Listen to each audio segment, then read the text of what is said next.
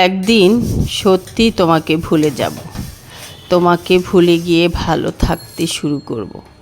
তোমার কথা মনে পড়লে মুখটা আর ভারী লাগবে না, ফেলতে হবে না আর কোনো দীর্ঘশ্বাস। সেদিন তোমার স্মৃতি আমাকে হাসাবে, আনন্দ দেবে। সেই স্মৃতি কষ্ট দেওয়ার সামর্থ্য আর থাকবে না। সুপ্রিয় দর্শক, আসসালামু আলাইকুম।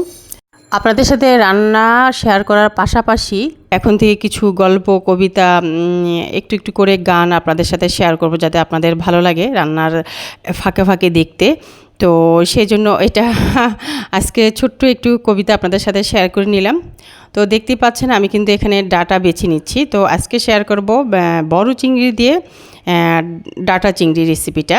তো এই রেসিপিটা অনেকেই অনেকভাবে করে থাকেন, মাশাআল্লাহ সবাই জানেন। আজকের রেসিপিটা শেয়ার করছি আমি যেভাবে রান্না করি। তো একটু ডিফারেন্ট লুক নিয়ে ডিফারেন্টভাবেই কিন্তু আজকে শেয়ার করব আপনাদের সাথে এই রেসিপিটা। সেজন্য এখানে দেখতে পাচ্ছেন ডাটাগুলো আমি কেটে নিচ্ছি, আর শাকগুলো যেহেতু আমি আলাদা রান্না করব, তো পাতাগুলো আমি আলাদাভাবে বেছে নিয়ে পরিষ্কার করে এটা আমি আলাদা রান্না করেছি। আর এখানে ডাটাগুলো আমি বেছে নিয়েছি, অলরেডি সবগুলো বাছা হয়ে গিয়েছে।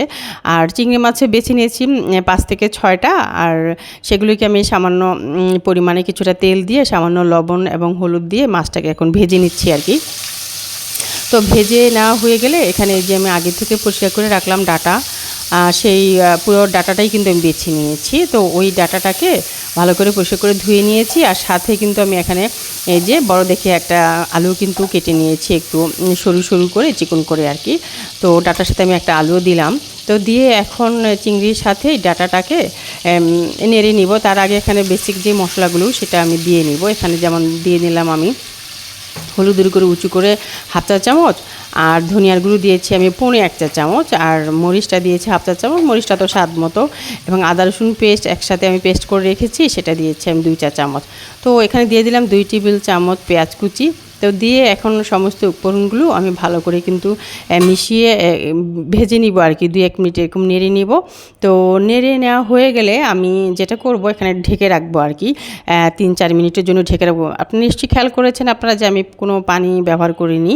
তো এখানে পানি ব্যবহার এখনও করব না, পরবর্তীতে আমি করব। তো স্বাদ মতন কিছুটা লবণও দিলাম। তো লবণ দেওয়া হয়ে গেলে আমি আবারও নেড়ে নিলাম। আর এই লবণ দেওয়ার কারণে কিন্তু কিছুটা পানি বের হবে, তরকারি থেকে পানি বের হবে, হ্যাঁ সেই পানিটা দিয়েই কিন্তু আমি কষিয়ে নিব ঢাকনা দিয়ে 2 থেকে 3 মিনিট। এই জন্য এখানে আসলে পানি দেওয়ার প্রয়োজনও হবে না। আর সেজন্য চুলার আঁচটা আমি মিডিয়াম থেকে লো ফ্লেমে রেখেই রাখবো, কারণ হাই ফ্লেমে দিলে যেটা হবে পুড়ে যাবে আর কষানোটা কিন্তু হবে না। হ্যাঁ, তো ওই জন্য মিডিয়াম থেকে লো ফ্লেমে রেখে ঢেকে আমি 3 মিনিট পরে ফিরে আসলাম। তো এখন আবারও নেড়ে নিচ্ছি। দেখতে পাচ্ছেন এতটুকু কিন্তু লেগে যায়নি, বরঞ্চ আরও কিছুটা পানি কিন্তু গায়ে গায়ে আছে এই তরকারির মধ্যে। তো নেড়ে চেড়ে নিয়ে এখন আমি এখানে পরিমাণ মতন পানি অ্যাড করে দেবো। তো এখানে আমি কুসুম গরম পানিটা দিয়ে দিচ্ছি। তো দিয়ে আবারও নেড়ে চেড়ে নেব, নেড়ে চেড়ে নিয়ে আবারও আমি ঢেকে দেব, আর ঢাকনা লাগিয়ে রাখবো 5 মিনিটের জন্য। ঠিক আছে, 5 মিনিট পরে ফিরে আসবো। ততক্ষণে কিন্তু ডাটা এবং আলুটা মাশাআল্লাহ পারফেক্টভাবেই সিদ্ধ হয়ে যাবে, রান্না হয়ে যাবে। তো রান্না করার জন্যই পানিটা দিয়েছি। আর ঝোলটা একেবারে আমি বেশি রাখবো না, মাখা মাখা টাইপের রাখবো আর কি। তো ঢাকনা উঠিয়ে নিলাম 5 মিনিট পরে, আর একটু নেড়ে চেড়ে নেব। নেড়ে চেড়ে নিয়ে এখানে আমি যে টালা জিরার গুঁড়াটা আছে না, তো সেই জিরার গুঁড়া থেকে এখানে আমি 1/2 চা চামচ, উঁচু করে 1/2 চা চামচ পরিমাণ কিন্তু আমি এখানে দিয়ে দিব। বেশি দরকার নেই, যেহেতু আমার তরকারির পরিমাণটাই একটু কম আছে। তো এখানে আমি 1/2 চা চামচ জিরার গুঁড়া দিয়ে নিই। তার আগে আমি একটু চেক করে নিচ্ছি যে ডাটা এবং আলুটা সেদ্ধ হয়েছে কিনা। মাশাআল্লাহ পারফেক্টভাবে কিন্তু সেদ্ধ হয়েছে। আমি 2 থেকে 3টাই পরপর চেক করে নিলাম। তো সেদ্ধ হয়ে গেছে। একটু লবণটাও চেক করে নিব, যেটা আমি বরাবরই করে থাকি রান্না আর মধ্যে 2 থেকে মিনিমাম 1 থেকে 2 বার তো আমি চেক করি লবণটা। আর বিশেষ করে রান্নাটা যখন আমি উঠাবো, ঠিক আছে, সেই রান্নাটা উঠানোর আগে একবার চেক করে নিলে সবচেয়ে বেশি বেটার হয়। সেটা আমার জন্য না, আমি সাজেস্ট করব এটা সবার জন্যই করলে ভালো হয়। রান্না যখনই আপনারা যেই রান্নাই করেন না কেন, উঠানোর আগে অবশ্যই একবার চেক করে নেবেন, দেখবেন সেই রান্নাটা আপনার রান্নার চেয়ে আর কারো রান্নার সেরা হবে না, আপনারটাই পারফেক্ট হবে।